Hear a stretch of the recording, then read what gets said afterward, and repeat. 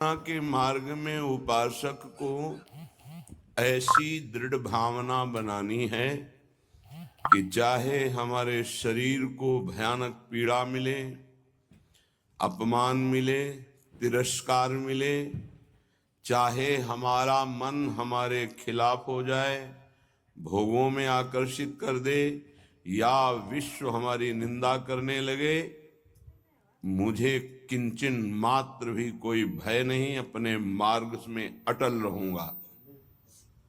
ये शपथ पूर्वक मार्ग चलना चाहिए।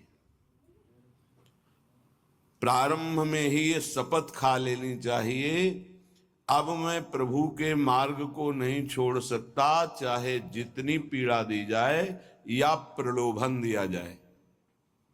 हर सुख का प्रलोभन माया देगी, प्रभु को नहीं छोड़ना है। जो उपासक सुख का लक्ष्य करके इस मार्ग में चलता है वो भ्रष्ट हो जाता है। वासनाएं साधना से दब जाती है, मिटती हैं भगवत साक्षात्कार या ब्रह्म बोध से। भगवत साक्षात्कार या ब्रह्म बोध तक पहुंचने के लिए उपासक को बहुत ही स्वभाव में गंभीरता, सहनशीलता ये लानी ही होगी। अगर वो गंभीर स्वभाव का नहीं है, अपनी बातें दूसरों से बताएगा तो परमार्थ से वंचित हो जाएगा। अनुभव की बातें या अपनी कमी की बातें दोनों नहीं बतानी। इष्ट देव जान रहे हैं, गुरुदेव जान रहे हैं, दूसरा कोई हमारे हृदय का परिवर्तन नहीं कर सकता। अगर हमारे हृदय का परिवर्तन कर सकता है तो हमारा आराध्य देव कर सकता है। आराध्य देव सर्वज्ञ है, इसलिए मुझे कहने की जरूरत नहीं। जो अनुभव हो रहा है उसे गुप्त रखो, क्योंकि वही अनुभव परमात्म साक्षात्कार की मंजिल दृढ़ कर देगा। अगर अनुभव बताने लगे तो खाली हो जाओगे, परमार्थ में चलने की योग्यता खो दोगे। इस बात को धैर्यपूर्वक समझिए। चाहे जितना कष्ट हमें मिले, शारीरिक या मानसिक, हम प्रभु के मार्ग को अब छोड़ने वाले नहीं। ये शपथ खानी चाहिए। हम प्रभु के मार्ग में जैसे हैं वैसे ही चलेंगे। जितना सुधार प्रभु कराते जा रहे हैं उतना होता जा रहा है। हम प्रभु के मार्ग को नहीं छोड़ेंगे, चाहे जैसी परिस्थिति आ जाए। हम गिर सकते हैं, फिसल सकते हैं, लड़खड़ा सकते हैं, पर ना तो रुक सकते हैं और ना लौट सकते हैं। ये शपथ खानी चाहिए। अगर ये निष्ठा नहीं है तो फिर बहुत बड़ा भयावह दृश्य उपस्थित करेगी माया, भीतर और बाहर से।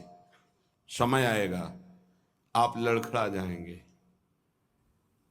आपको प्रलोभन ऐसा मिलेगा कि आप इसे छोड़ करके माया में रमण करें। प्रलोभन में बहुत मिठास नजर आती, पर होता बहुत जहर है।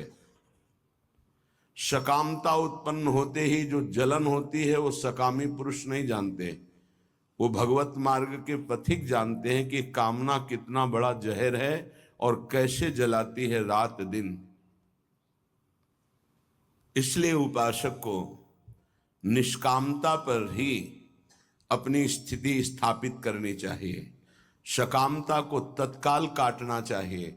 अगर सकामता रही तो 20 वर्ष साधन करने के बाद भी वो भ्रष्ट हो जाएगा। इस शब्द को बहुत सूक्ष्मता से अनुभवपूर्वक बोल रहे हैं। छोटी सी दबी हुई वासना 20 वर्ष साधन करने के बाद भी वो अपना प्रबल रूप धारण कर लेगी और साधक को गिरा देगी। ढूंढ ढूंढ कर अंदर की वासनाओं को नाम जप के द्वारा भस्म किया जाता है। भजन के बल से उनका हृदय से पूर्ण अनादर करना होता है। अनादर ही उनका नाश है, आदर करना ही अपना नाश है। बस ये ध्यान रखना है। सकामता ही हमारा पतन है, निष्कामता ही हमारी स्थिति है। धैर्यपूर्वक सहन करना ही यात्रा है। सहन न कर पाना, टूट गए या प्रलोभन में आ गए तो इस मार्ग से गिर जाएंगे। देखो श्रीपाद प्रबोधानंद जी महाराज कैसी निष्ठा का वर्णन करते हैं, धाम की निष्ठा। कह रहे हैं कि छिद्येत खडशः इदम यदि मे शरीरम घोरा विपद विततयो यदि वा पतन्ति हाहंत हाहंत न तथापि भूयात् वृंदावनादितर तुच्छ पदे पिपाशा। बहुत उच्च कोटि की वृंदावन की निष्ठा है श्रीपाद प्रबोधानंद जी की। बलिहारी है इन महापुरुषों की कि इन्हीं के वचनों की जूठन पाकर अपने हृदय में कुछ निष्ठा आती है। नहीं तो ये शरीर राग हमें धाम निष्ठ, गुरु निष्ठ, नाम निष्ठ, भगवत निष्ठ ये नहीं होने देता। इस शरीर संबंध ही भगवत संबंध दृढ़ नहीं होने देता। अनंत जन्मों से हम भटक रहे हैं इन्हीं शरीरों के संबंध में। ये पत्नी, ये पुत्र, ये पिता, ये माता, ये रिश्ते, ये नाते, ये सामग्री, ये भोग, ये बैंक बैलेंस, इसी का आश्रय लेकर हम भगवान से विमुख हो चुके हैं। कैसी अद्भुत निष्ठा। छिद्येत खडसा इदम यदि में शरीरम घोरा विपद विततयो यदि वा पतंती। यदि मेरे शरीर को पीड़ा पहुंचाई जाए वृंदावन में, अस्त्र शस्त्रों के द्वारा छेदन भेदन किया जाए, तो भी मैं कभी वृंदावन को नहीं छोड़ सकता। ये बात समझनी चाहिए। बहुत बड़ी उपलब्धि है, बहुत बड़ा सौभाग्य है यदि आपको यहाँ एक दिन भी वास करने को मिल जाए। फिर जिनको आजीवन वास मिल गया है तो दुर्भाग्य है कि वो प्रिया प्रीतम का चिंतन नहीं करते हैं, सत्संग नहीं सुनते, श्री जी की लीलाओं का गायन चिंतन नहीं करते, व्यर्थ में समय नष्ट करते हैं। दिव्य कृपा हो गई वृंदावन वास की, पर उसका लाभ नहीं ले पा रहे।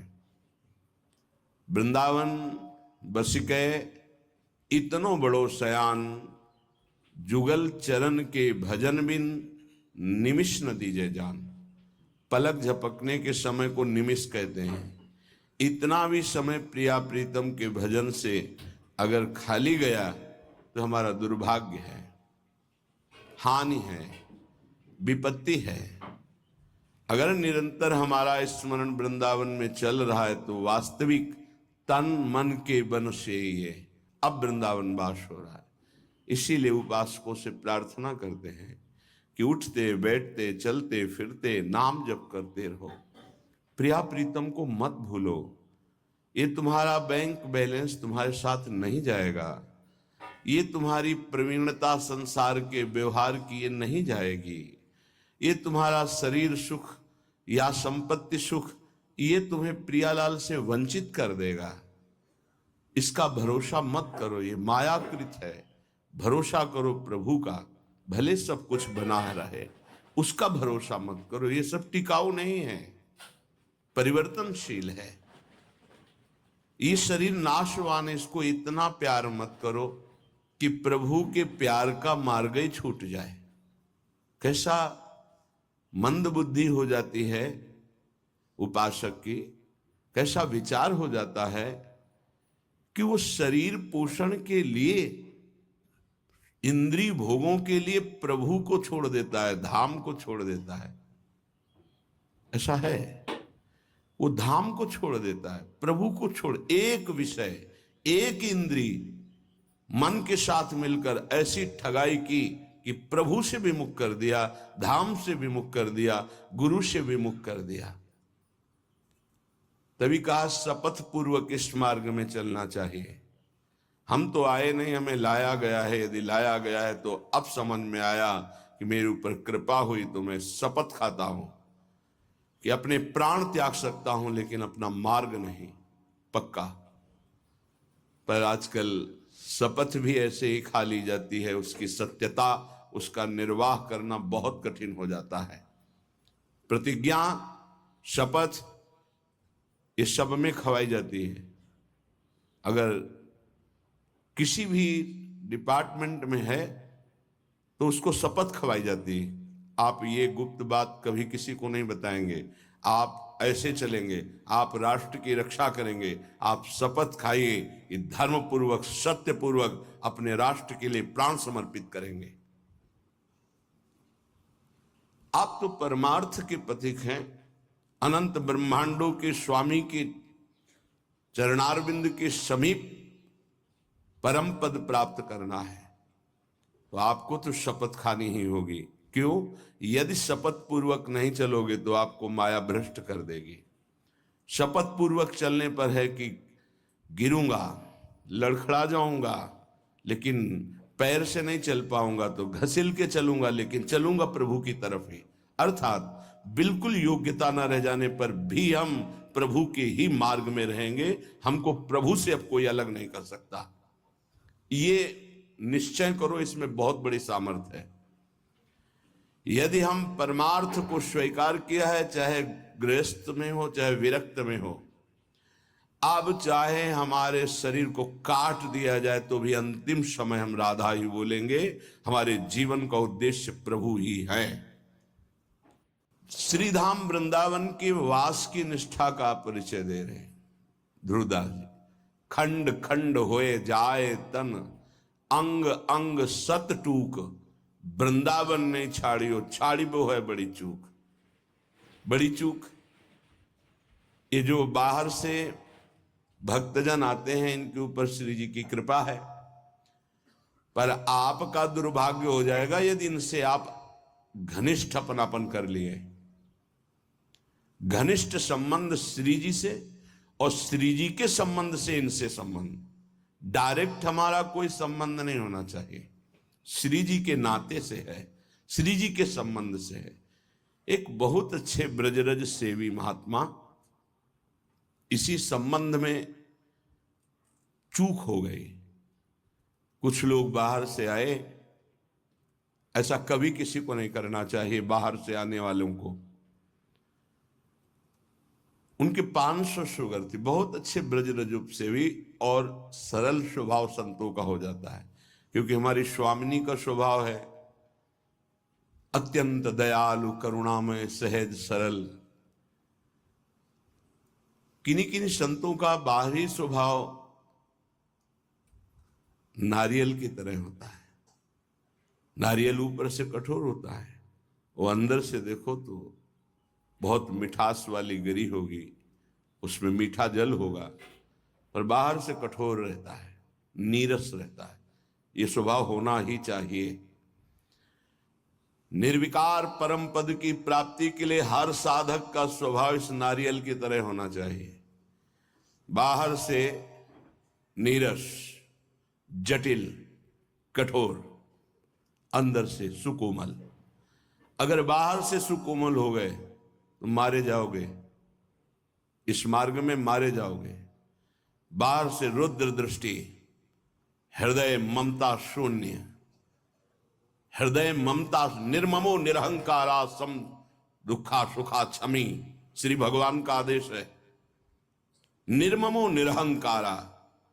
यदि परम पद की तरफ कदम बढ़ा रहे हो तो सोच लो तुम्हारा मार्ग क्या है। निर्ममो निरहंकारा, किसी से कोई ममता नहीं। वो आए और प्रार्थना की कि आपकी 500 शुगर है, ये किडनी फेल कर सकती है, ये दिल फेल कर सकती है, लीवर फेल। अच्छा, हमारे यहाँ बहुत डॉक्टर बढ़िया हैं, ले चलते हैं, 10-15 दिन सेवा करेंगे, आप स्वस्थ हो जाएंगे, फिर आ जाइए, दवा बन जाएगी, चलती रहेगी। उन्होंने स्वीकृति दे दी। वो नहीं वापस आए, वही शरीर पूरा हो गया। आप लोग बाहर से आते हैं वृंदावन लाभ लेने के लिए।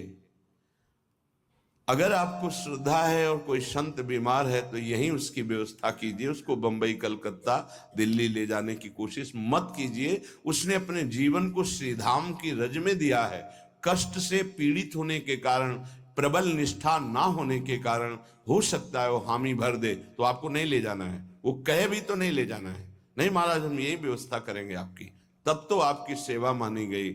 आप उनको धाम छोड़वा दिए तो कौन सी अमरौती पिला देंगे आप? क्या मृत्यु पर विजय आप दिला सकते हैं क्या? श्रीधाम वृंदावन दिला देगा?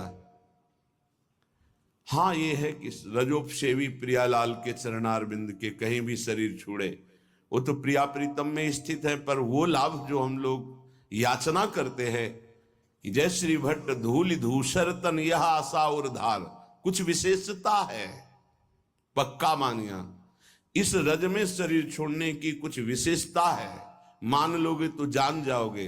तभी कह रहे खंड खंड होए जाए तन, अंग अंग सत टूक, वृंदावन नहीं छाड़ियो छाड़िबो है बड़ी चूक। यहां कह रहे हैं छिद्देत खडसा इदम यदि में शरीरम, घोरा विपद विततयो यदि वा पतंती।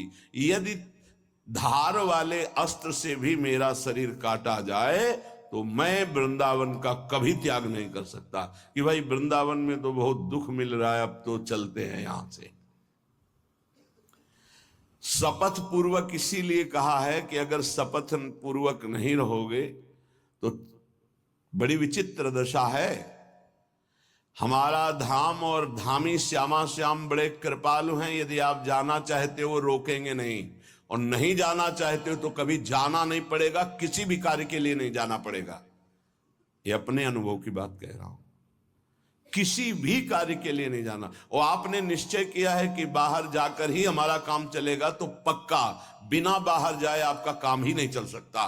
और आपने निश्चय किया है कि श्रीधाम वृंदावन नहीं छोड़ूंगा चाहे मर जाऊं, तो हर व्यवस्था जो तुम बाहर से नहीं कर सकते घर बैठे हो जाएगी, क्योंकि स्वामी जी के चरणों में स्वयं अनंत लोकों की सिद्धियां लुटती रहती है। विश्वास, धैर्य, सहनशीलता ये चाहिए इस मार्ग में। अगर सहनशील नहीं हो, विश्वास नहीं है, तो फिर आप टूट जाओगे, कितना कष्ट सहूं।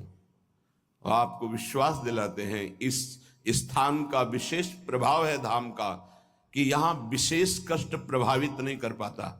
कलह कलेश न व्यापह ईठा, इठौर विश्व ते न्यारी। यहां कष्ट भी आएगा तो बहुत सीमित रूप रखकर आएगा, वही बाहर जब आपके ऊपर प्रभाव डालेगा तो बड़ा भारी दुख होगा।